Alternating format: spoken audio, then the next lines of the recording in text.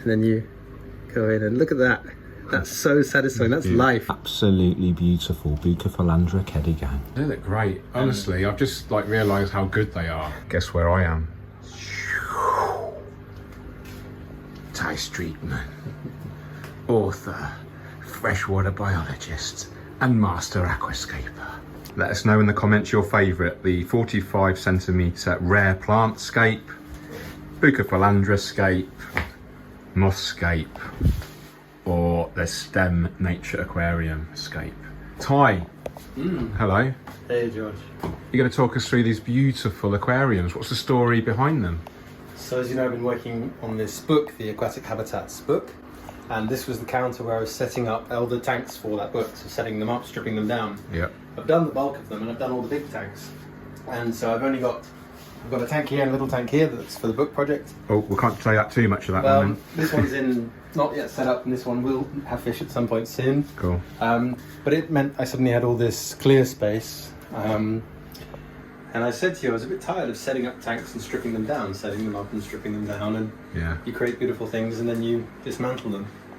And I thought, you know what, I've got these tanks, I've got these lights, I'm just going to set up and create a little gallery and enjoy watching things grow in for once. And that's what I did. And it's a bit Heath Robinson, like the counter's not even, so all the tanks are slightly crooked. Okay, that's great, it looks neat. Well, I have found that I come in here and I have my breakfast in here, I just come and sit here and I just move from tank to tank. I want to get some benches at some point so I can just sit in front of each tank and just have time to observe the fish and the plants, and it's given me a lot of joy. And it's become a space, it's not just a workspace, but it's become a space that I've come to just relax, and or friends come over and can sit here, and it's really transformed it for me, because before it was just work and grinding out the tanks, doing the photos with you, getting everything, quick set up and quickly as possible. Now I can actually just come and watch things flourish. So you can actually enjoy the fruits of your labour rather than just focusing on the labour. Yeah. And this is still a work in progress. So these were only set up 2 weeks ago. Yeah, they look great. Honestly, I've just realised how good they are. Well, I still need, I need to get some extra light backgrounds in. I need fish to grow. I haven't cleaned the pipework for you today because I didn't think I was. Well, we weren't. There was no plant then. So the reason we're here, we're at a barbecue. Ty's invited a load of friends and colleagues over for a get together, and I thought I'll just steal Ty for another. I've got you for another 5 minutes, if that's okay. Can we quickly run through? Yeah, let's run through the tanks. Let's start off with this one, the stem. So this one is going to be filled up at the back with this Rotala Bangladesh. Lovely. Is that the one in the centre? Yeah, and then this little axis. Rotala Bangladesh. Yeah. Beautiful. Then there's Rotala Vietnam. It's got these little red. It's like a very fine Wallakai. That looks beautiful. There's going to be a lot of this Hygrophila SP Tiger kind of scrambling over stuff, and there's a Ludwigia mexicana in the back, and some other bits and pieces. So it's going to be really stem heavy, really dense planting at the back. Ludwigia mexicana. It's all about sort of. I know this one. This is Anubia's coin. Yeah, it's quite rare. I was kind of going for the colour themes with each tank. So this is more of a yellows theme. Yes. So the fish are very subtle. They're just sedge tetras, Hyphosparcinilakis, and some Corridorus hastatus. Kind of reflect the plants around them, so they sort of got yellowish colour to them. So these are the sedge tetras? Yeah, and there's some hastatus cories that have the same markings on the tail. Yes. So we put them in. Then this one is just basically inspired by ADA. And you've gone for ADA lighting on this one. Yeah, my one ADA light from Aquarium Gardens. Do you want to give Dave a shout out for your discount? Thank you, Dave. Well, just more of a payment plan rather than a discount, but it's allowed me to put this light on, and I love it. Oh, awesome.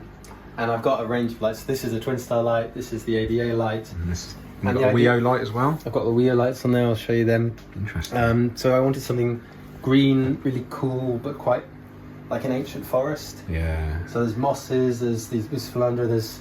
I actually like the way you've not lit up the background. Yeah, it keeps it sort of a bit more subdued. Yeah, that that more. It's created some shadows for the fish to go, and I was reading about that the other day in this article in PFK. The temptation is to light every corner of the tank so we can see our fish all the time, but shadow has such an important role. Who wrote that article? It was an interview with Josh Beeston about this big sort of quite wild tank, but it was really cool actually. I liked it. Nice. And I thought what he was saying was spot on. I love the way the mosses are growing above the waterline here. Yeah. So there's plants in here: Heliocorus montevidensis, Cryptocorn balensi, Helanthium Oh, a nice mix. angustifolia, this Swiss philandra, which I don't know which one it is. Wavy green. Glossostigma. Well, this is the first time I've ever grown glosso. Yeah, you've got it going wild. Yeah, I like it this way. Yeah. And then the moss is just Java moss. Yeah. A huge amount of it came from a friend of mine. I love it. Will gave me this Java moss. There it goes. I think this might be my favourite. That's my favourite. Fisher, Embotetras. It's your style, like chaotic. chaotic. Yeah. Embotetras and Rathman's tetras. I think this will be popular. This one is going to be a red theme. So I've got the Ludwigia Super Red. These were cuttings from Aquarium Gardens in the back. And Rotala Orange Juice. And then it's all going to be framed by Potamogeton Gayi and Najas Guadalupensis. So these quite vivid greens with this reds. The Najas is the guppy grass. Yeah, which is here. So around the red there'll be a lot of intense green. I reckon we can get guppy grass trending in the UK after this video. I think it's a great plant. It's really versatile. And I love the way that the red, this is the Kedegang Luciflandra, the red stems of that, and the sort of dark, beautiful, almost glossy leaves. Yeah. Do you know what I love about the Kedegang? It's the kind of crinkly. Yeah, it is. And when you get really close, it's all, like what beautiful white spots. Yeah. Look at that. Absolutely beautiful. Bucophilandra Kedegang. I could fill this is the 53B, the Siamensis. The 53B? Yeah. Oh my god, Ty, that's our favourite. Yeah, it's doing really under the Weo lights. They're growing quite well. Those quite Shout out to Weo. Shout out to Weo. And then there's a mix of crypts and things stuffed into dark corners. Ah, this is Rosen Maiden. Yeah, that's in there. Cryptocoronariae. And then I think Rosen Maiden. Yeah, Heliocorus acicularis. Just Is that the one I gave you? Or did you get it from Mick? I got it from Mick, and there's some here and there's some at Aquarium Gardens. Nice. So this was kind of orange themed tank. It's most of my rare species. So I've got my Nymphea gardneriana, which is the carpeting lily, which is doing really well. This is going to be a big hit, I reckon, soon in the hobby. I mean, I love this plant, and depending on the light, it goes orange, green, pink, red, yellowy. If you've got a little light, it goes up to the surface. Although I've got one that's gone to the surface in another tank, and it's under highlight, so does what it wants. Yeah. There's Helanthium tenellum red. Yeah. In here. There's Echinodorus renai, which is just starting to poke up through here. Oh yeah. Yeah. There's Diadea CF kunsai, this pink one here. Kunsai. There's the Myriophyllum roraima, and all of this has been salvaged from one tiny 3mm stem. Wow. That was out of a melted in vitro pot. And I gave it to Dave at Aquarium Gardens, and he has been bringing it back to life. And then I keep going over there and stealing cuttings. That is a great story. So, I yeah. love that kind of thing.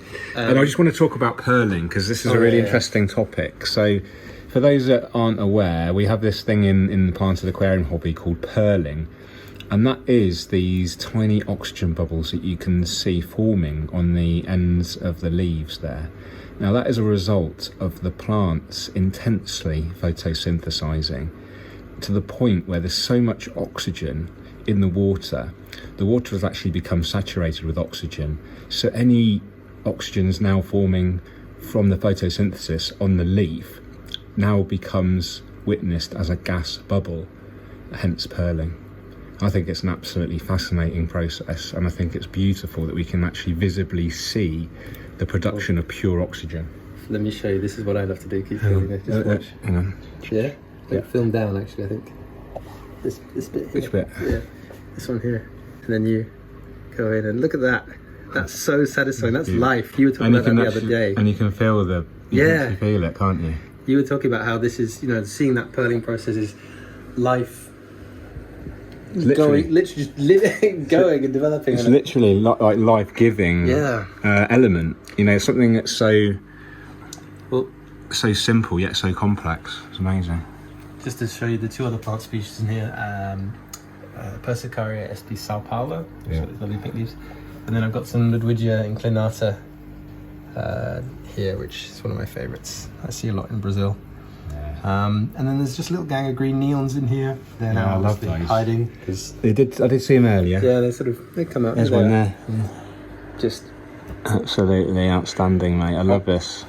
Look at them, they look so natural. this is a little 45p that I got from David Aquarium Gardens. It's a former display, Yeah. and I'm just using this little twin star light on it, and everything is flourishing. They're all on Wazi Biomaster thermo filters Yeah, shout out to Waze. and Greenleaf Aquarium CO2 systems, Greenleaf Aquarium, shout out to those guys. and there are WEO tanks, WEO lights, ADA tanks, twin star lights, Aqua Rio pipe work on all of them, which I really love, Yeah. and substrates are all provided by Aquarium Gardens. I'll leave links to all of these suppliers in the description So- because we're very grateful to all of these suppliers for helping us with the book project and of course future content regarding these beautiful aquariums. I mean, these materials and this equipment, it was all being used for book production, and then as I've kind of done those tanks, I've got all this stuff and I wanted to put it to good use, and Yeah. here we are. And It's fantastic, mate. I'm so pleased that you're enjoying yeah, the aquariums rather than just seeing them as something to, you know, work hard and not really enjoy so much. Because we have to get the joy. and I Otherwise, what's the find point? Yeah. I find it even more so because now I've got plants that I haven't kept before. For example, Yeah. you know, the Rotala orange juice. This is the kind of American frog bit, which isn't not the Amazon frog. I got this at Ely Aquatics. Is it giant frog bit? Is that Yeah, what they it's call got the it? rounded leaves and doesn't have the same striations on it. Interesting. But I like it. Yeah. And then in this tank I've actually got some fish. I don't know what they are. They're Oh, kinda let's see if hiding. anyone watching can tell us. There's Serpe tetras in here, and then there are these little tetras which are now hiding, of course. And I originally thought they were January tetras, Hemigrammus january, but they're not. And I'm waiting for my friends in the science world to ID them. This is your little This is my gallery space. and your space. Awesome. And how long do you think you'll keep these running for? As long as I can. Which I- is 2 more weeks. I want them to be running next year. Beginning of next year, I still want them running and growing. What would you do, guys, who are watching? You've got 1, 2, 3, 4, 5 separate aquariums. What would you do in them? And yeah, tell us what your model would be for creating new content with scapes and what kind of period. Give Ty some ideas. Let's make him a future YouTube star. Well- So subscribe to Ty. Thank you. And if you aren't subscribed to me, please do so. Hit the thumbs up. Love you all. Take care. Let's go and get some barbecue. Let's go and have some food, yeah. Cheers, mate. Take care.